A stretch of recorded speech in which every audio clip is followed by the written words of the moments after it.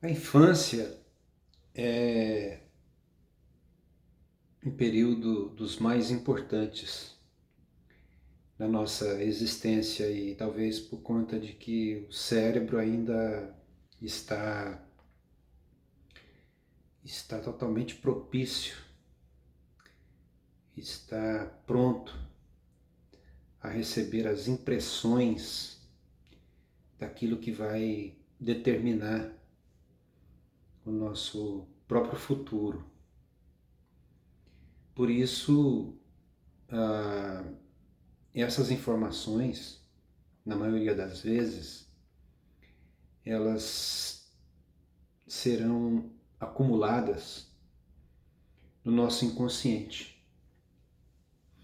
É muito comum a gente não saber exatamente onde a gente começa a lembrar dos fatos e dos eventos relacionados à nossa infância.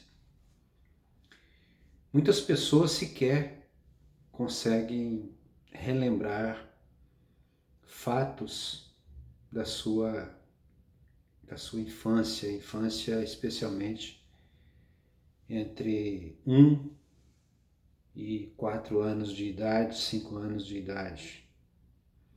Eu, por exemplo, me dou conta de que alguns fatos da minha história eu só tenho acesso a partir dos 5, 6 anos de idade, e isso bem pontualmente, como lugares onde morei, o que acontecia no pano de fundo da minha família, casas, pessoas muito remotamente. Tudo indica que esse período é um período onde essas informações elas serão básicas para poder delinear muita coisa em relação à nossa personalidade, em relação ao nosso temperamento, em relação às nossas vivências, reações, as formas que nós encararemos, que vamos lidar de frente com as atrocidades, os atritos, os problemas da vida.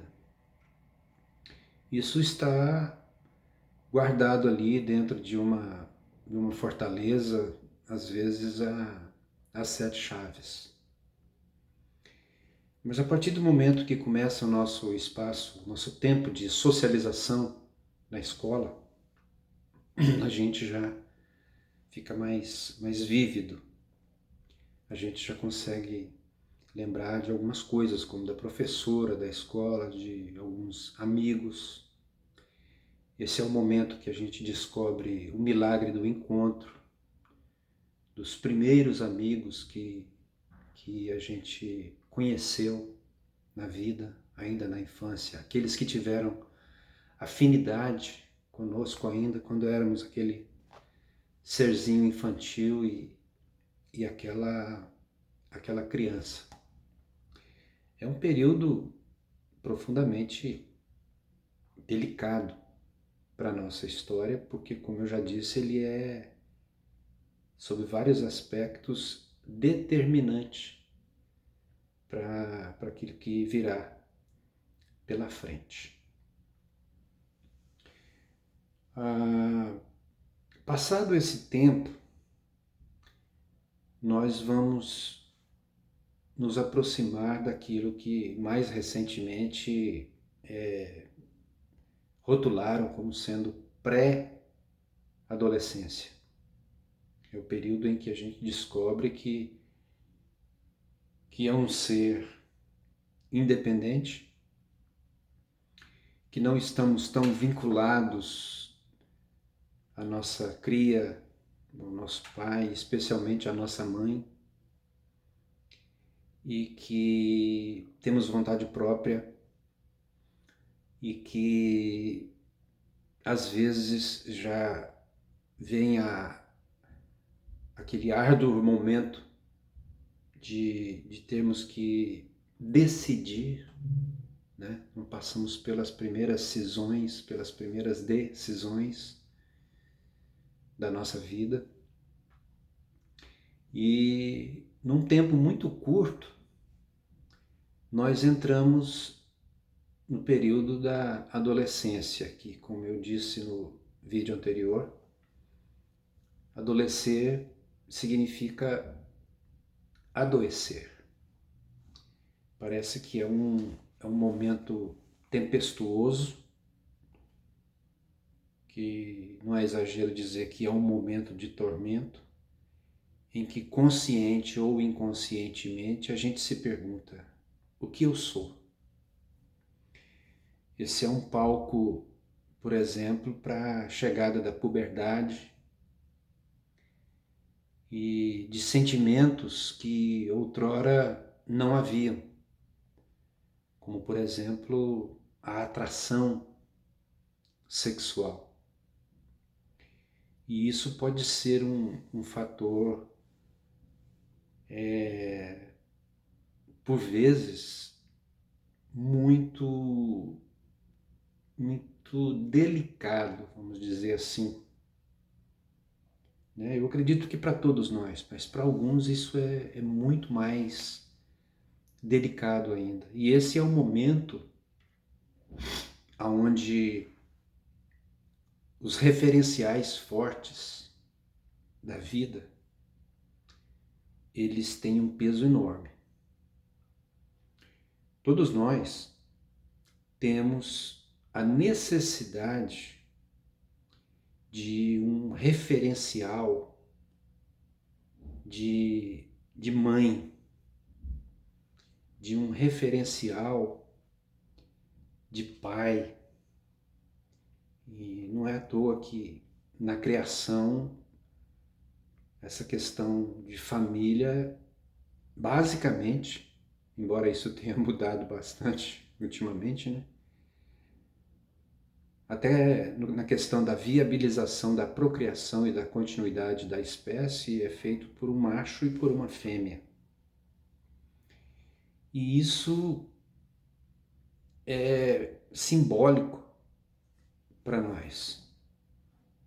Essa referência que nós temos. Se por um lado nós somos preenchidos por algumas coisas, por outro lado, há uma grande possibilidade de que na construção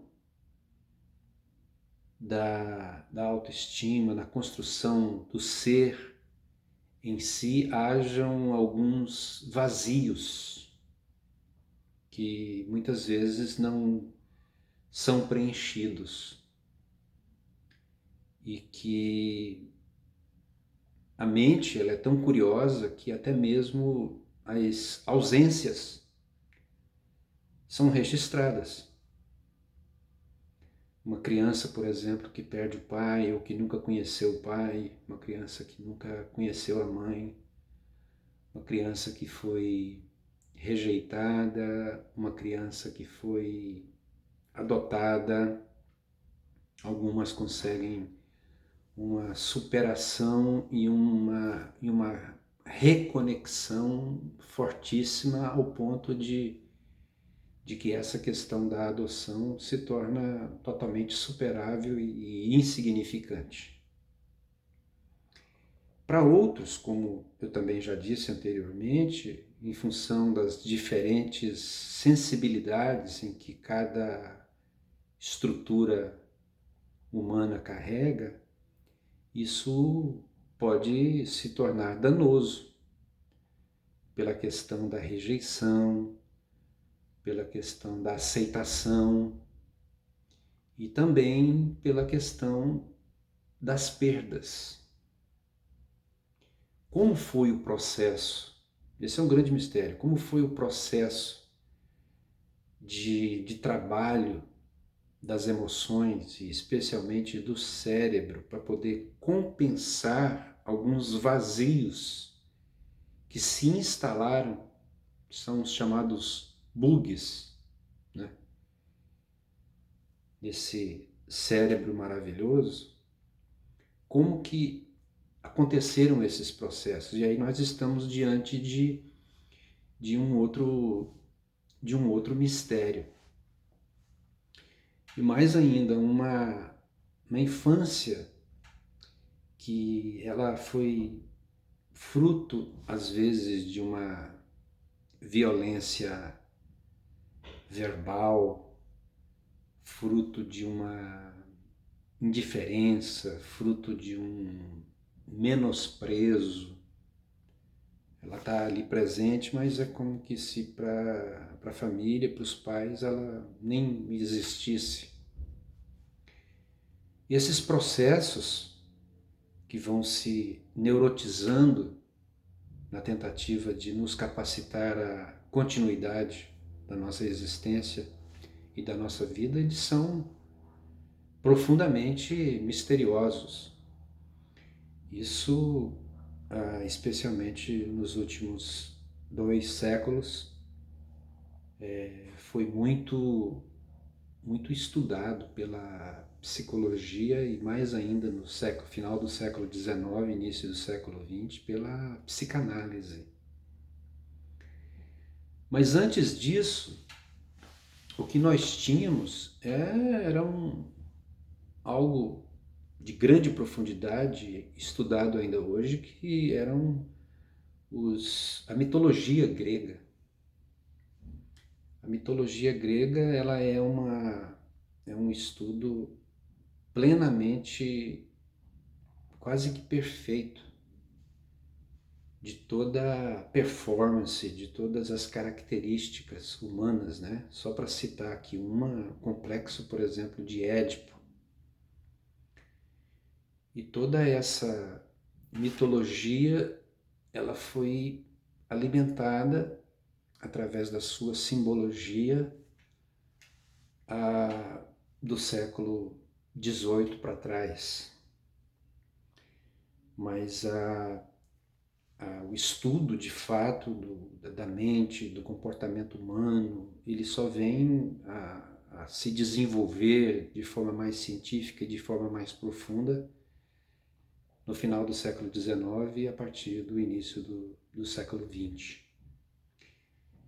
E muitas descobertas foram feitas, mas como cada ser é um mistério, você tem aí infinitas propostas de terapias, de psicoterapias, para que de alguma forma, nesse futuro presente, a gente tente fazer uma espécie de retorno a esse passado, como que para fazer alguns reparos naquilo que foi danificado nesse período. E se a violência ela foi física nesse período, ela ainda agrava-se muito mais, porque pode-se criar no ser uma ideia de que aquilo ali é o padrão.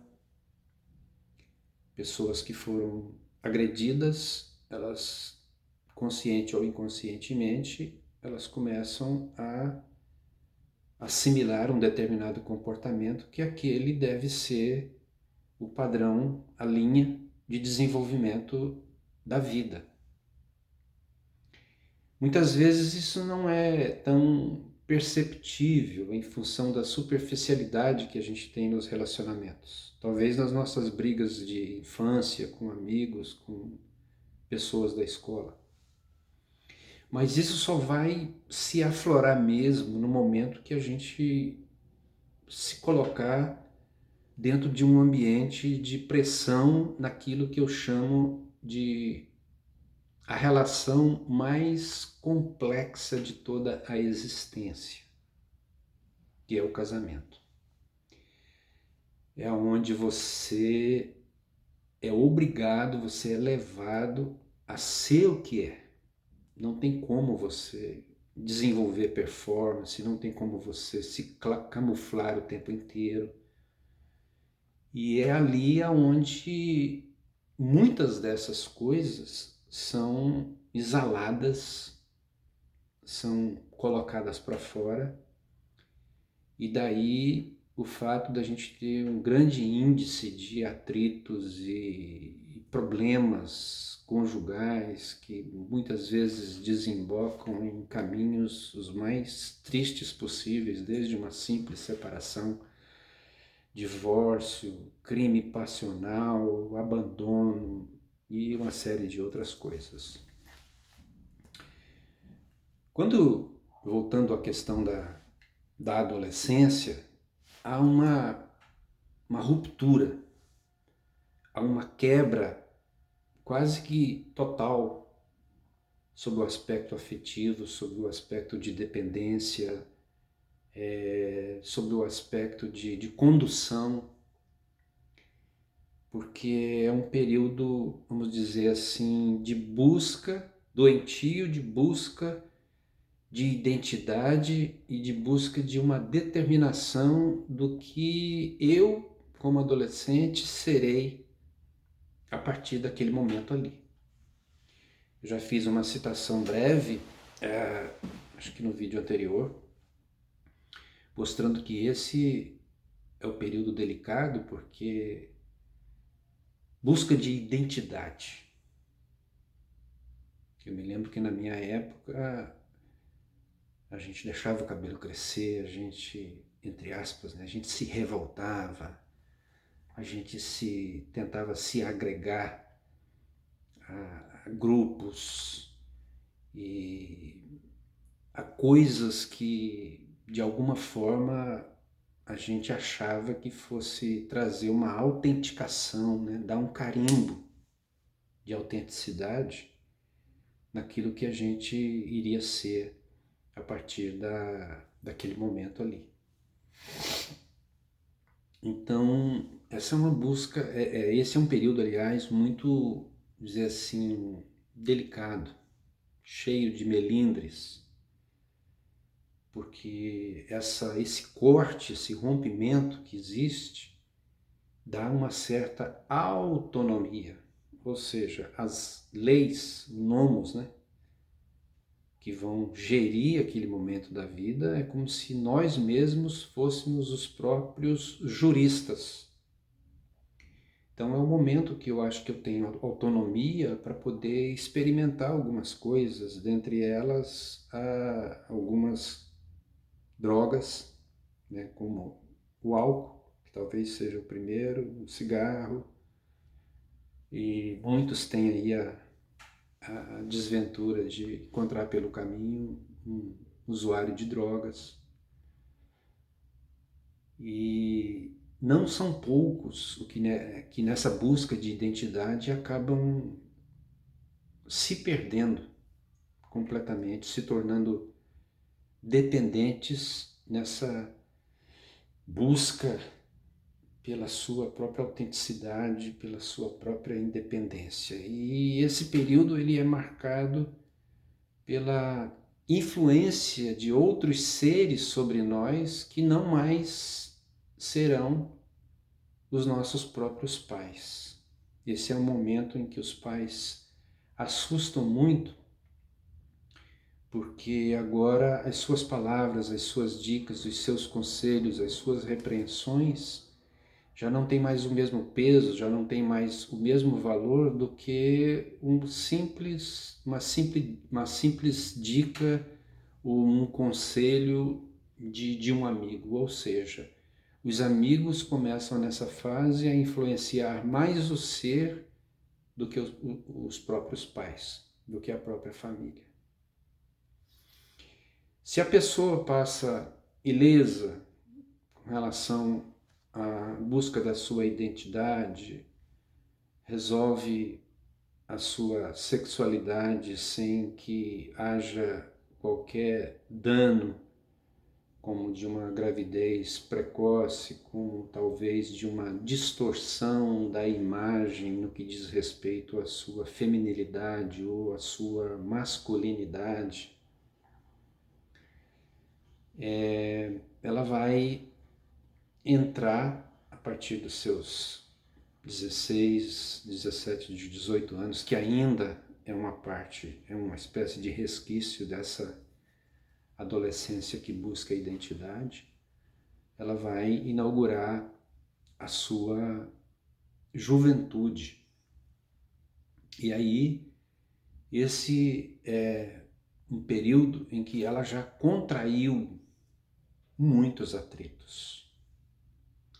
Muitas foram as coisas boas e também não muito boas que foram assimiladas por esse cérebro, né? Pelas percepções dos sentimentos. E entra-se, inaugura-se também aqui uma fase de paixão, né? Aí, que é a identificação e a sensação de que a nossa completude, de que a nossa plenitude, ela está a partir da complementação de um outro ser. É aí aonde surgem os namoros, aonde surgem os interesses, né? Pelas outras pessoas, pelas parcerias, é aonde nós nos apaixonamos. Isso não necessariamente precisa ser nesse tempo. Esse é um evento que pode acontecer bem ainda na infância, bem na pré-adolescência, adolescência, e que pode marcar também por completo. E muitas vezes pessoas ficam aprisionadas por uma paixão adolescente, e isso é tão marcante que vai projetar durante a vida dela aquela imagem de uma paixão que muitas vezes não foi vivenciada e que ela vai passar o resto da vida procurando essa paixão não vivida. Mas a partir daí está feito aquele ser independente, autônomo, ele precisa decidir não mais o que ele é. Ele precisa decidir agora o que ele vai fazer. E estabelece-se então uma outra crise que é chamada a crise de vocação. E a vocação, ela tem muito a ver com as nossas habilidades, mas tem muito a ver também com as vivências passadas na nossa vida, também nos nossos referenciais. Às vezes é muito comum filho de engenheiro querer ser engenheiro, filho de médico querer ser médico, filho de advogado querer ser advogado. Às vezes experiências mais difíceis na nossa própria vida nos levam, por exemplo, a nos apresentarmos assim como verdadeiros salvadores do mundo. Se você é uma pessoa que teve experiências de muito sofrimento físico, problema de saúde, você de repente vai querer ser um enfermeiro. Se você viveu com muitas pessoas desesperadas, com muitos conflitos existenciais, com a presença de muitas ausências, e se você teve uma formação religiosa estruturada, você bem provável vai querer ser um missionário, você vai querer ser um padre, você vai querer ser um pastor. A gente sempre carrega essa ideia de que com os nossos atos nós podemos de alguma forma, e nós podemos sim, melhorar o mundo, mas isso também tem seus limites, porque nós podemos melhorar o mundo, mas jamais transformá-lo no mundo ideal ou salvar a humanidade. Eu faço parte de uma geração que inconscientemente achava nos anos 80, ao fazer seminário,